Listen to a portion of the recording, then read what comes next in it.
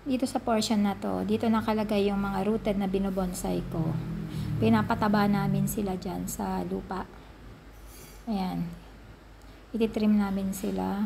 Trim lang hanggang sa maganda na siya. Tapos ililipat namin sa bonsai pot. Ayan. Pansamantala dyan muna. Ayan sila. Ang gaganda ng bulaklak ng mga yan. Malalaki. Mga own breed ko.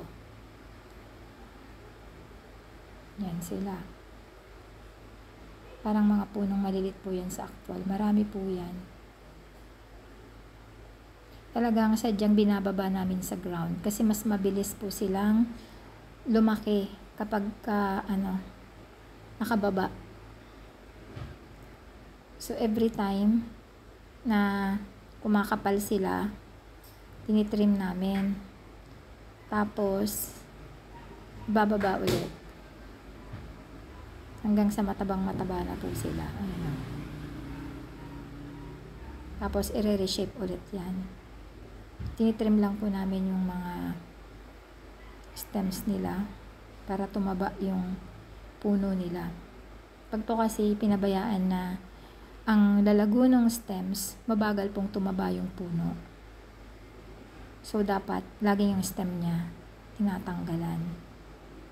Tapos, sa summer ito, pabubulaklakin po namin. Para mga bonsai na maliliit ang labas po nila.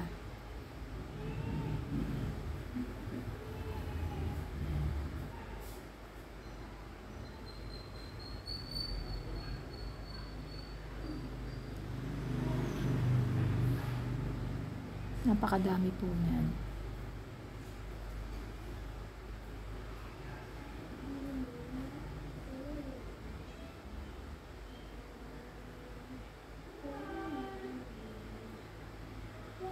Gaganda niyan sa actual.